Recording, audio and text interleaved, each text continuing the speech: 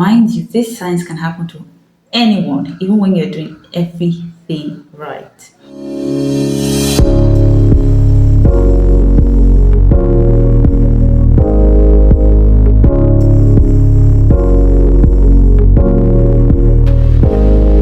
Hi beautiful people, welcome back to the channel. If you're stopping for the first time, you're welcome. My name is Yolona and I am a registered nurse, a registered midwife, as well as a professional makeup artist.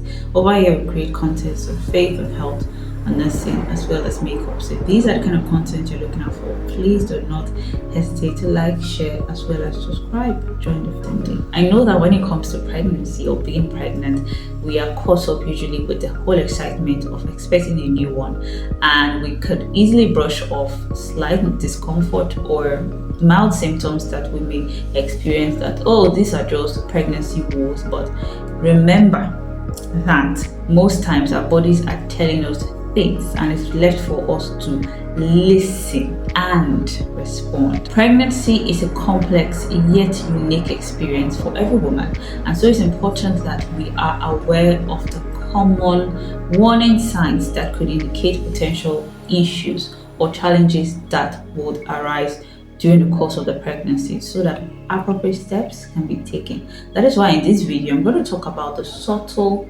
signs, warning signs that we might experience during pregnancy that requires intervention. Number one warning sign I want to talk about is bleeding per vagina. What I mean by that is bleeding through the vagina, and I'm not talking about spotting. It's quite different. This I'm talking about is like menstrual flow during the period of your pregnancy. Now, any form of bleeding that takes place per vagina or through the vagina during the course of the pregnancy is absolutely wrong, and there are several factors that could be responsible for this. One of them is ectopic pregnancy. In ectopic pregnancy, the fertilized egg or ovum does not embed itself in the uterine cavity. Instead, it embeds itself elsewhere. It could be in the fallopian tube or in the ovaries. What I mean by that simply is the pregnancy is occurring outside the uterus or outside the womb. Another factor that could be responsible for bleeding per vaginum is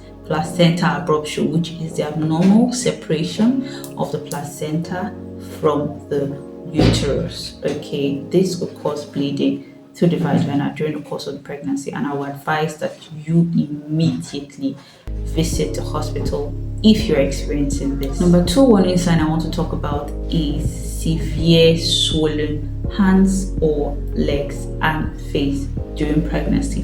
And I'm not talking about the normal weight gain that women experience during pregnancy. This is quite different. This one is usually characterized by pitting edema, and usually this could be as a result of preeclampsia. It's a condition whereby a woman who has these symptoms I've talked about also has protein in her urine and has high blood pressure. I've talked about preeclampsia in a previous video. I'm going to leave the link in the description box below for you to check it out. Now, if this is left untreated, it could lead to both maternal and fetal complications like stroke, seizures, and even death. So that's why it's important that if you're noticing it, you rush to the hospital for treatment. Thirdly, we have abdominal pain. Now, this abdominal pain I'm talking about is one that persists beyond the first trimester, and it could be as a result of placenta previa. Placenta previa is a condition whereby the placenta partially or wholly covers the cervix. Now, the cervix is a part of the body or the uterus of the woman that the baby proceeds through when the woman is delivering the baby. Now, in a situation whereby the placenta is partially or wholly covering it, it could go on to lead to bleeding or even maternal mortality. That is why that pain that you're experiencing, it should not be overlooked. It's better safe than sorry. Anytime you go for your antenatal treatment, no matter how minor the symptom is, tell them what you are going through. You paid for it, so tell them what the challenge is. Finally, I'm going to talk about absence of fetal or baby movement. Now, it is quite ideal that from about 18 weeks into the pregnancy, you're already experiencing movement in utero, that your baby is already moving.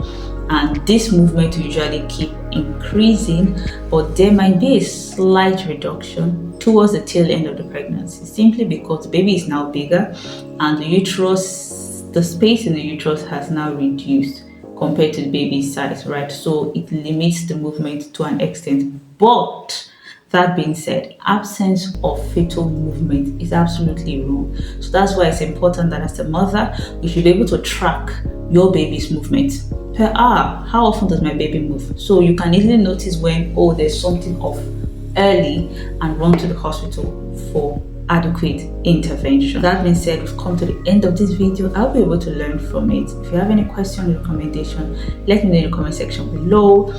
Also, do not forget to watch out my previous videos on maternal and child health. Until I see you next time, bye lovelies, and God bless you.